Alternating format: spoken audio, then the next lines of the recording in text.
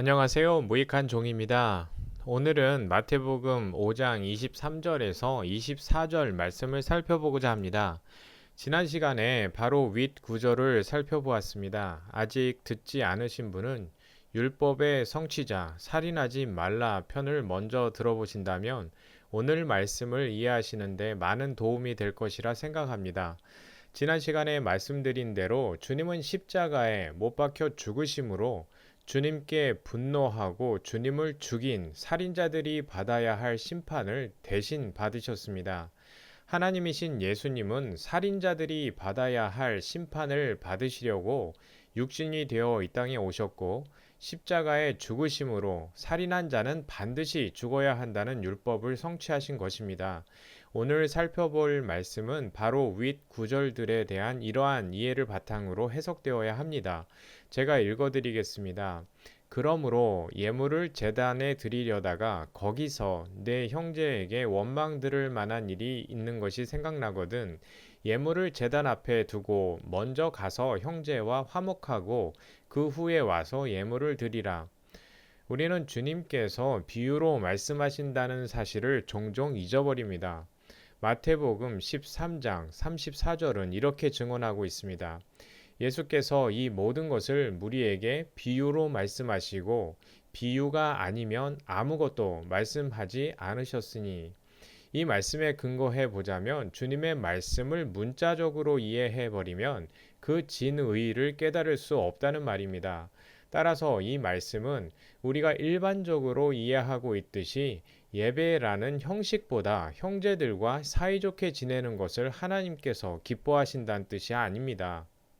24절이 그러므로 라는 접속사로 시작되고 있다는 것은 바로 앞구절과 연속성이 있는 말씀이라는 것을 보여줍니다. 따라서 그러므로의 의미는 다음과 같습니다. 내가 십자가에서 너희가 받아야 할 심판을 받아 죽음으로 살인하지 말라 살인한 자는 반드시 죽어야 한다는 계명을 성취하였으므로입니다. 주님은 예물을 제단에 드리려다가 내 형제에게 원망 들을 만한 일이 있는 것이 생각나거든이라 말씀하셨습니다. 이해를 돕기 위해 주님께서 말씀하신 내 형제란 바로 주님 자신을 의미한다는 말씀을 드리고 시작하겠습니다. 바로 앞 구절들에서도 주님은 자신을 형제로 비유하여 말씀하셨습니다. 우리말 성경에 예물이라 번역된 단어는 헬라어 원어 도론인데 문맥상 제물이나 희생제물로 번역되는 것이 더 좋겠습니다. 유대인들에게 하나님께 드리는 희생제사는 일상적인 일이었습니다. 그러나 제단 앞에서 제물을 드리는 유대인들은 그 제사와 제물이 무엇을 의미하는지 모른 채 자신들의 제사 행위가 하나님의 말씀에 순종하는 일이고 하나님께 칭찬받아 마땅한 일이라 여겼습니다. 그러나 우리는 그 희생제물이 무엇을 의미하는지 분명히 알 것입니다. 그렇습니다. 죄인의 죽음을 대신하여 죽으신 예수 그리스도를 예표하는 것입니다. 따라서 제단에 제물을 드리려다가 거기서 내 형제에게 원망 들을 만한 일이 있는 것이 생각나거든 이라는 말씀은 다음과 같은 의미로 이해되어야 합니다. 너희는 제단 앞에 서서 제사 드리고 희생의 제물을 드리면서도 그것이 무슨 의미인지도 몰랐을 것이다. 그러나 율법에 기록된 대로 내가 십자가에서 죽음으로 그 희생의 제사를 성취하고 나면 그때서야 너희는 그 제단인 십자가에 나와 함께 있을 것이다. 너희는 거기서 바로 그 십자가에서 너희를 형제 삼기 위해 이 땅에 온 나를 원수로 여기고 죽인 살인자가 바로 너희였다라는 사실을 깨닫게 되거든이라는 의미입니다. 주님께서 우리를 위해 십자가에 죽으심으로 그 율법을 성취하셨기 때문에 우리는 그 제단, 그 십자가에서 우리가 주님을 죽인 살인자라는 사실을 깨닫게 되는 것입니다. 다음 25절을 살펴보겠습니다. 제물을 제단 앞에 두고 먼저 가서 형제와 화목하고 그 후에 와서 제물을 드리라는 말씀은 당연히 하나님께서 예배라는 형식적인 행위보다 형제와 사이좋게 지내는 것을 기뻐하신다는 의미가 아닙니다. 이 말씀의 의미는 바로 다음과 같습니다. 내가 너희의 손에 죽어 그 희생의 제사를 드리고 나면 나를 원수로 여긴 너희도 나와 함께 십자가에 못 박혀 죽은 자가 될 것이다. 그리고 그때야 비로소 원수된 너희는 나와 화목을 이루고 나의 형제가 될 것이다. 이것이 바로 진정한 제사의 의미이고 내가 그 제사에 대한 율법의 성취자이다 라는 의미입니다. 사도 바울 또한 이렇게 율법의 성취자 되신 예수 그리스도를 다음과 같이 증언하고 있습니다. 로마서 5장 10절에서 11절 읽어드리겠습니다. 곧 우리가 원수 되었을 때 그 아들의 죽으심으로 말미암아 하나님과 화목하게 되었은즉 화목하게 된 자로서는 더욱 그의 살아나심으로 말미암아 구원을 받을 것이니라. 그뿐 아니라 이제 우리로 화목하게 하신 우리 주 예수 그리스도로 말미암아 하나님 안에서 또한 즐거워하느니라. 여기서 마태복음에 나오는 화목하다라는 헬라어 원어는 디알라소이고 로마서에 나오는 화목하다라는 원어는 카탈라게입니다.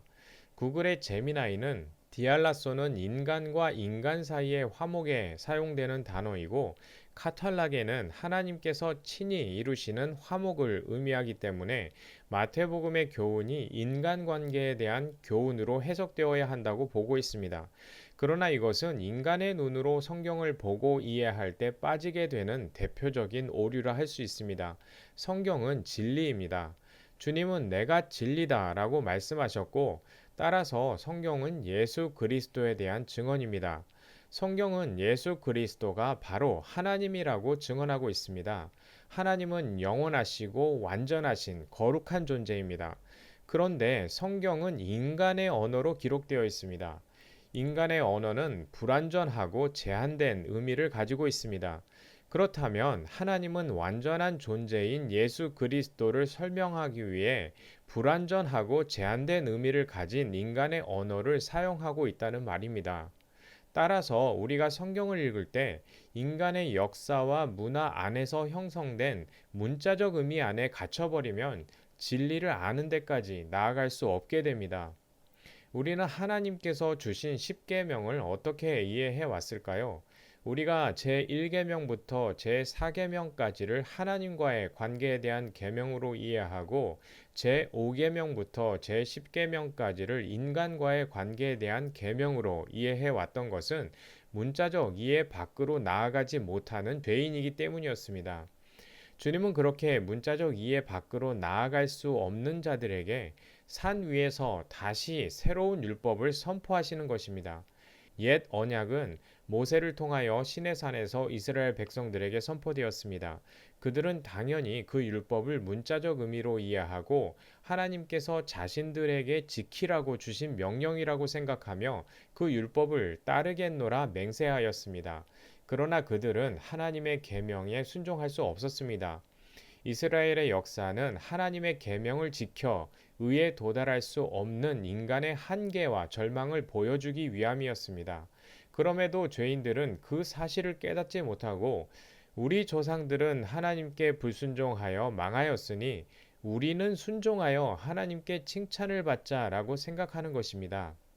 예수님이 이 땅에 육신으로 오신 순간까지도 이스라엘 백성들은 살인하지 말라, 간음하지 말라는 계명에 순종하면서 메시아가 와서 너희야말로 하나님 나라에 합당한 자들이라고 칭찬해 줄 것이라 기대하고 있었습니다. 주님은 그렇게 하나님께 칭찬을 기대하다 영원히 지옥불에 떨어질 자들에게 다시 율법을 설명해 주고 계신 것입니다. 아니다, 얘들아. 율법은 너희가 지킬 수 있는 것이 아니야. 너희는 다 하나님을 살인한 자들이고 반드시 심판을 받아야 하지만 내가 십자가에서 그 심판을 받아 율법을 이룰 거야. 너희는 다 간음한 자들이고 반드시 돌에 맞아 죽어야 하지만 내가 간음한 창녀와 같은 너희에게 음욕을 품고 찾아와 너희와 한 몸이 되어 간음한 너희가 맞아야 할 돌에 맞아 죽을 거야. 주님은 그렇게 내가 살인한 자와 간음한 자는 반드시 죽어야 한다는 율법을 성취해 낼 것이다 라고 약속하셨습니다. 그럼에도 우리는 주님께서 하신 말씀을 또 알아듣지 못합니다. 형제에게 노하지 말라 말씀하시니 형제에게 화내지 않게 해달라 기도하고 화목하라 말씀하시니 사이좋게 지내려고 애를 씁니다. 음욕을 품고 여자를 보는 것도 간음이라 하시니 마음의 음욕을 제거해 달라고 부르짖습니다. 우리는 여전히 주님의 말씀 속에서도 주님을 볼 수 없는 소경들이었습니다. 그러나 주님은 약속하신 대로 성령과 함께 우리 안에 찾아오셔서 우리와 한 몸이 되어 주셨습니다. 우리 안에 주님께서 들어오시자 이제 우리 눈앞에 주님이 서 계시고 주님의 음성이 들리기 시작합니다. 사랑하는 성도님, 십자가에 달려 죽으심으로 희생의 제물이 되신 주님이 보이십니까? 바로 그 제단, 그 십자가에 하나님과 원수된 성도님 또한 함께 못 박혔음을 알게 되셨습니까? 그렇다면 이제 성도님은 하나님과 영원히 화목된 자입니다. 주님께서 약속하신 그대로 성도님 안에 오셔서 그 화목을 이루어 주신 것입니다. 오늘 하루도 그 은혜를 깊이 묵상하시면서 주님과 함께 기뻐하시고 아직 주님을 보지 못하는 누군가에게 그 주님을 증언하시길 축복합니다.